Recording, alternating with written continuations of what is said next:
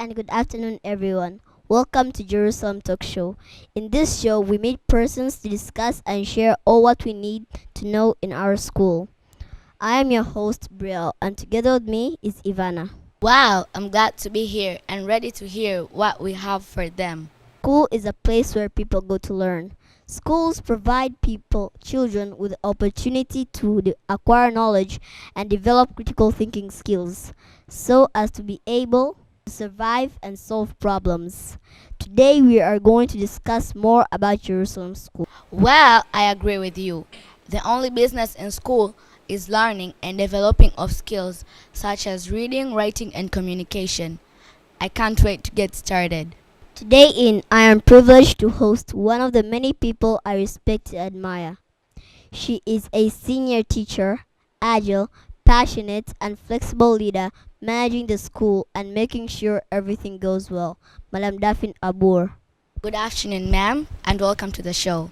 Good afternoon, Ivana and Brielle. Thank you for welcoming me to your show. Madam Daphine is a big name, known inside and outside Jerusalem School. Could you please tell us more about yourself? My name is Daphine Esese Abur, and I'm married to a pare called Msangi. I have 3 children, and I am a mother of many because being a head teacher in a school of the number that we have in Jerusalem, I am a mother to them, not only a head teacher, but I love creativity. I'm a person who loves seeing children's talent and people's talent and molding them, if possible, and making them grow. I'm also a gardener. I have a farm at home, and I'm also a florist. I love flowers. So I think that is what I can share about myself. For some of our viewers, it might be the first time hearing about Jerusalem School. Could you please briefly explain about the history of our school? Jerusalem Pre and Primary School at Kimara Korogwe. I can say it's a young school that it was established in 2017 and it officially started running in 2018. And it's a mixed school, meaning it's a boys and girls, both boys and girls. And it's a Christian school that belongs to the KKKT, which is the Lutheran Church of the Eastern Coastal Diocese. It is a school that is headed by the Church of Kimara Korogwe, which is led by 2 leader pastors who are Pastor Wilbrod Mastai and Pastor Joseph Masege. Jerusalem School is a school that has grown within a very short period of time. I remember the first year of its growth, we had 211 students, and currently this year we have a total number of 1,398 pupils. So we are very privileged for the growth that we have. And the purpose of having our school is also to deal with the community, because our school also has children from the church orphanage, about 28 of them, and we want to reach out the community as a school. So that is one of the purposes of having our school. So we have clubs in our school because we don't only work on academics. And that means our motto for the school is academic and moral excellence. That means we don't only focus on academics, we also focus on moral values and molding talents of children. So if you want your child to be molded in his or her talent, I think the Jerusalem School is the right place to be. Jerusalem has grown within this short time, and we have a number of teachers and staff. We started with 23 staff all total, including the teachers, the subordinates, and currently, as we are speaking, we have an employment scale of 115 staff. So we can see the growth between 2018 to the current year that we are now. Yeah. Having Jerusalem School was a dream come true for the ELCT, ECD, Kimara Korogwe, and for our Pastor Wilbur Mastai. What are the school goals and objectives? The school goals are, first of all, to make Jerusalem one of the best schools in academics in Tanzania. But also it is a school that aims its goals are to help the children to mold their talents in order for these children to be able to fit into the community or in the society when they have grown.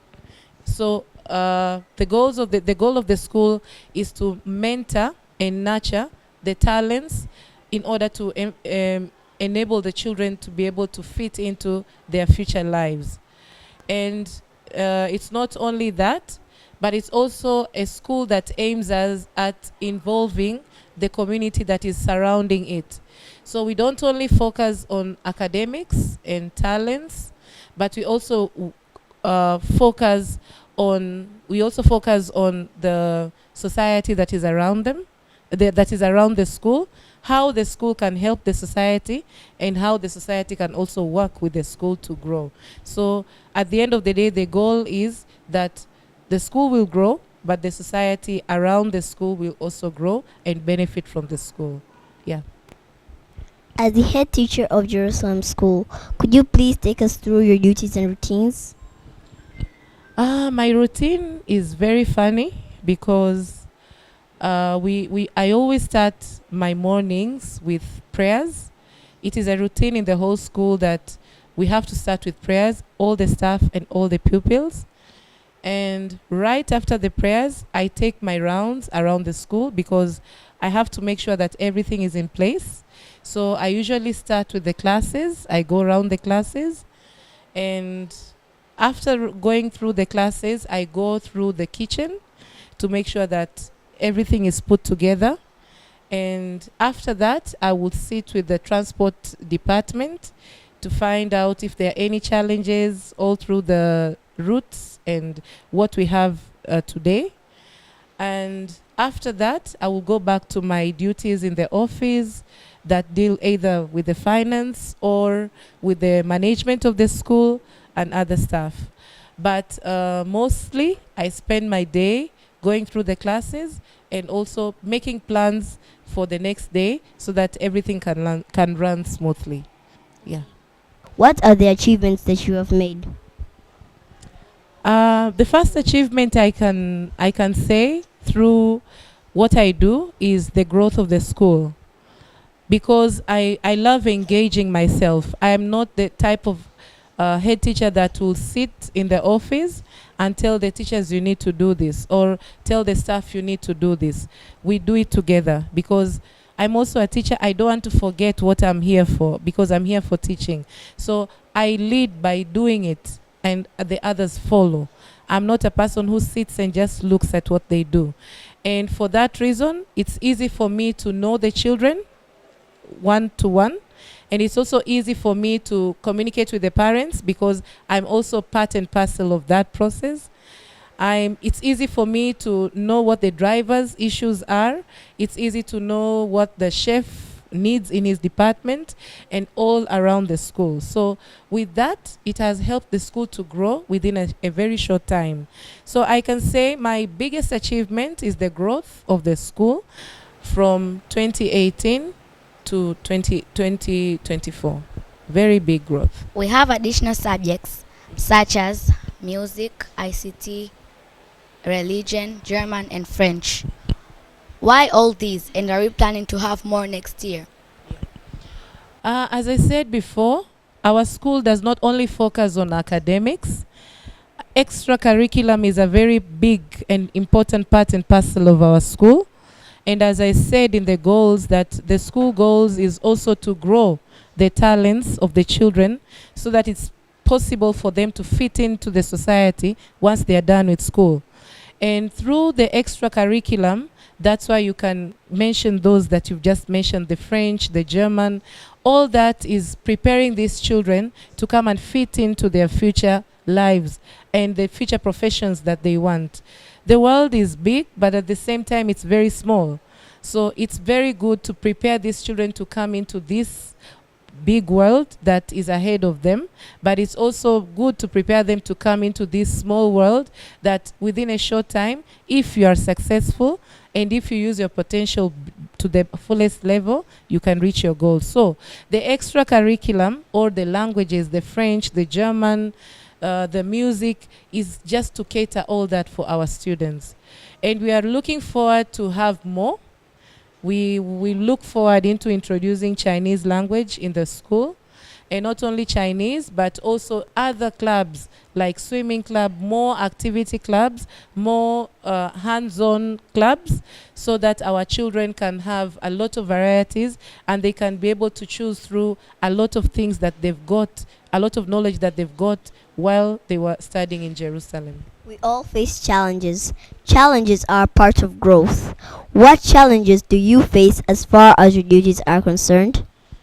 That is a little tough, but the biggest challenge I have is we have children coming into school from different societies and from different backgrounds and from different histories, and bringing these children together and making them focus on one thing is usually not very easy.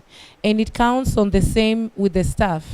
Also, having staffs from different backgrounds, and then you come together and bring them all together to make them speak one language is not easy.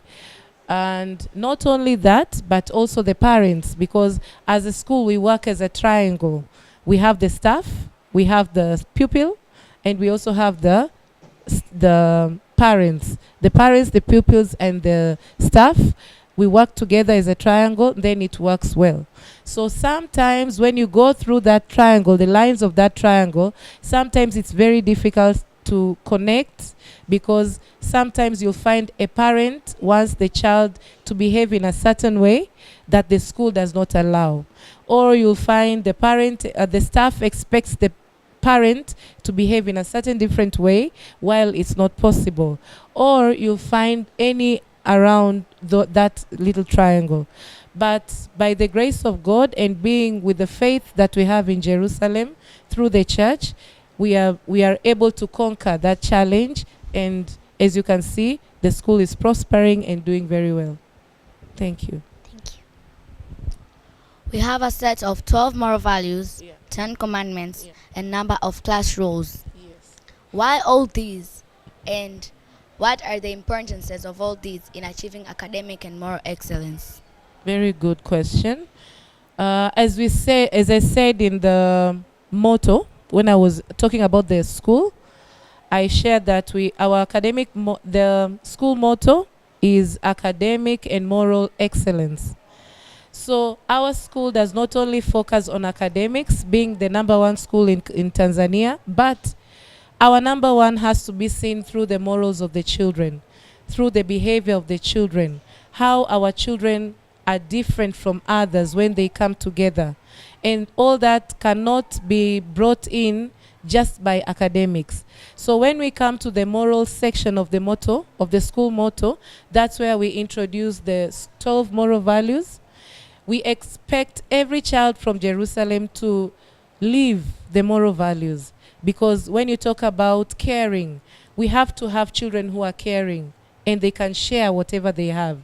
When we talk about respect, they should be able to be respectful children.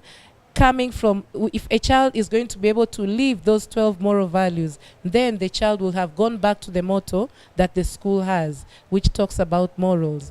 And then when we come to the Bible verses, to the book, 10 Commandments, it's because it's a church school and we have faith, we believe in God. And God is expecting every human being to live within the 10 Commandments. So the 10 Commandments are a very important part and parcel of our children. We want to see them living that. And they have to be God-fearing. How will they be God-fearing? Through reviewing or going through what the Bible tells us to do. The class rules are there because every place, in order for it to have order, you need to have rules and regulations. So the teacher will prepare class rules together with her students or his students according to the grade level that they are in. Because we have school rules, but having class rules is important because that is a certain territory that they normally spend more than 8 hours together. So in order for that territory to work well, that's why we have the class rules. And as a school also, we have moral value, the school rules. So all this is just to facilitate the morals of the children to be extra good. And we see a lot of difference when we put together our children with other children. It's very easy to communicate with our children because we have those three things that guide us, which are the morals, the 10 commandments, and the class rules or the school rules. Thank you. Sports and games are important for the growth and development of a child. In our school, we have sports and games on Fridays. Do we plan to have more sports like basketball, netball, or other indoor games next year? We are planning to develop a very good, actually not we only as a school, but the church itself too, is planning to build a very good playground, which is going to facilitate all the types of sports that you can think about that are possible for a child in pre and primary school.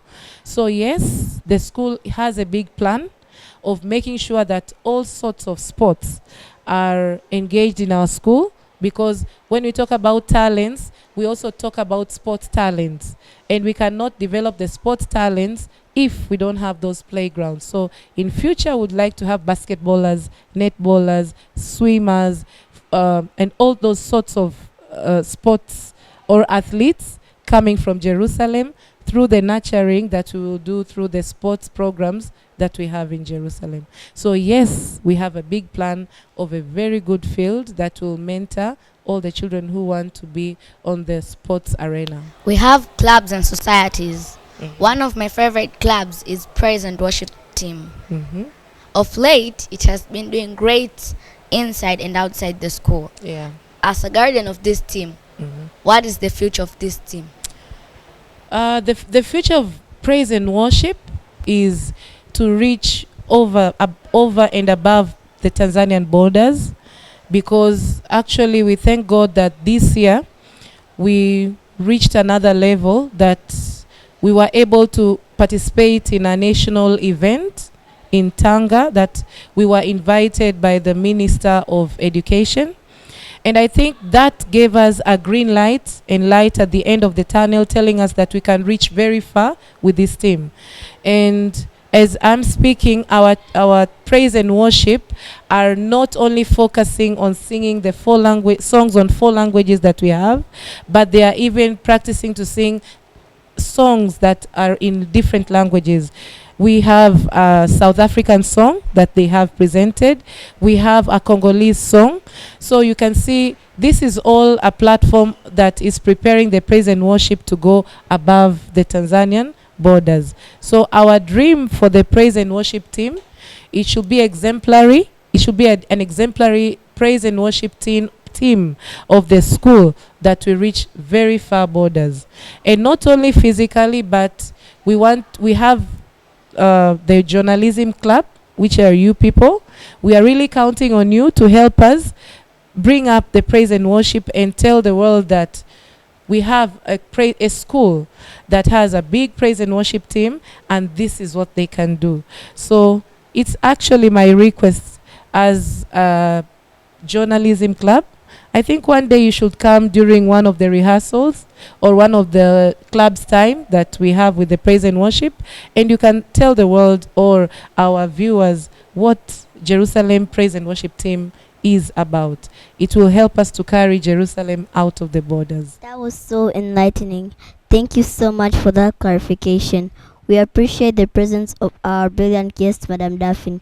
She took us through the duties and routines, how we do, what we do, and how we do. The rest of these concepts will be discussed in our next episode of Jerusalem Talk. Thank you very much for being with us from the beginning to the end of this talk.